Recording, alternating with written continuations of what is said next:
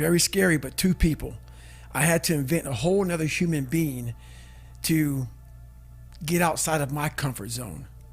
And that human being became Goggins. Goggins is like the guy that walks out of the phone booth. He's like that Superman that walks out of the phone booth. And I was talking to my fiance today about, it's kind of strange how sometimes I have a conversation between David Goggins, and Goggins would tell David Goggins about the shit he's done. And David Goggins like, what the hell, man? Why are you doing that? That's nuts.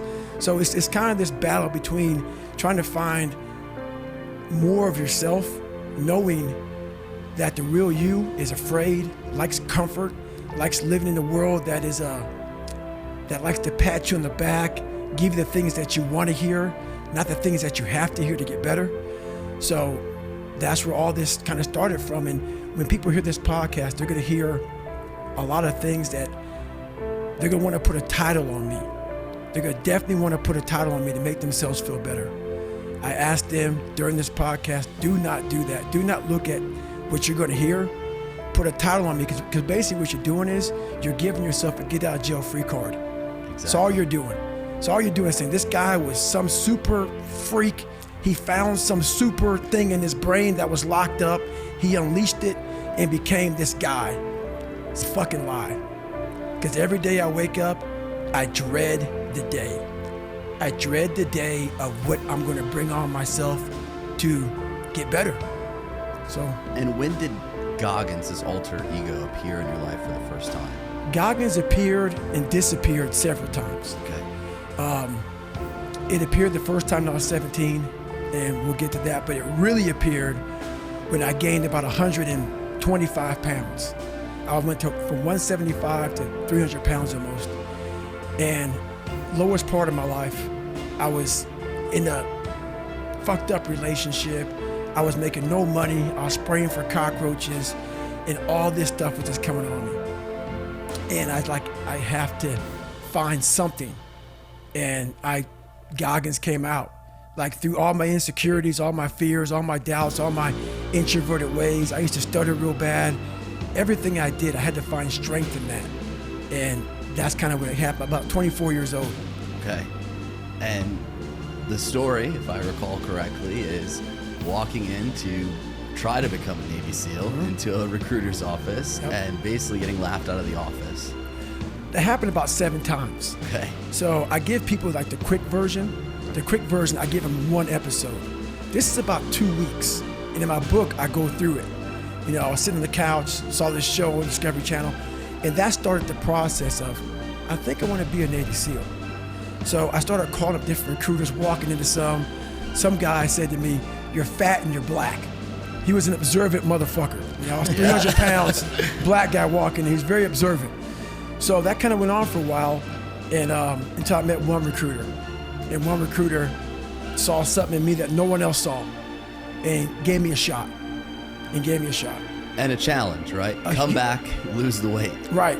So basically I walked in, I had about 3 months, a little less than 3 months to lose 106 pounds. So I was like, this is fucking impossible, man. I can't do that. And at that time I had no real drive to be a Navy SEAL, to be anything. I just knew something had to change. That I had to, that this isn't gonna work, man. This lifestyle that I'm living, something has to change. So I went to work that day and I was spraying for cockroaches, and lo and behold, it's a very bad day at work. I found a whole bunch of cockroaches, rodents. It was a bad restaurant. And I came home, I quit my job that day. I was driving home, I said, I gotta fucking do something. And I said, I'm gonna go home and run 4 miles. And 4 miles is only a quarter mile. And then from there, the story really begins from that point. And I feel like that's such a crossroad in everyone's life, where someone tells you can't, you're not good enough, don't even try, give up. Right. And when you're staring that self-doubt and wanting to quit in the face, can you at least speak to the listeners who are feeling that right now? What would you say to yourself at that point? Well, I understand it.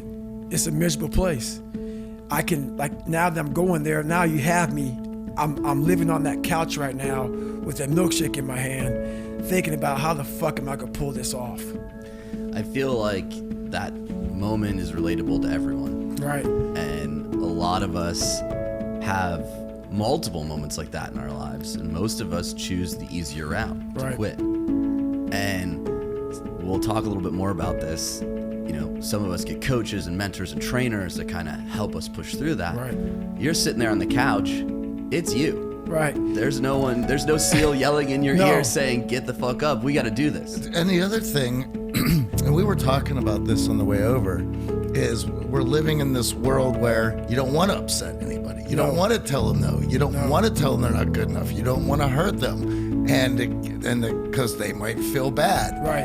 And we already have that feeling within us, and if you stomp that out, what is going to drive you to get better? Well, that's what I realized for myself was I wanted that comfort zone that everybody looks for, that pat on the back. They don't want to hear all the bad shit. They want to hear everything that they're doing right. And I realized that's what kept me in this world.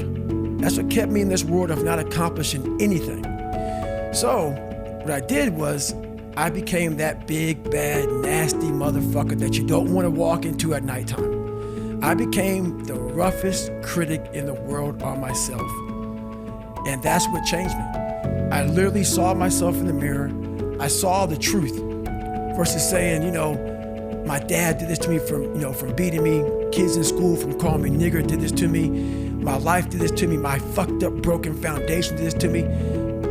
I took that and said, you know what? Well, some people may help this happen, but now I have to own this. No one's gonna come back to save me. No one's gonna come back on this fucking couch and say, hey, it's okay. You're gonna be okay. No, I'm not. I'm not gonna be okay. I had to realize I had to take a stand. I had to make a real stand. And it was painful to look at who I was, what the world and myself created. It created a very lonely, depressed, insecure man that would do anything just to have a friend. And I saw that as very pathetic.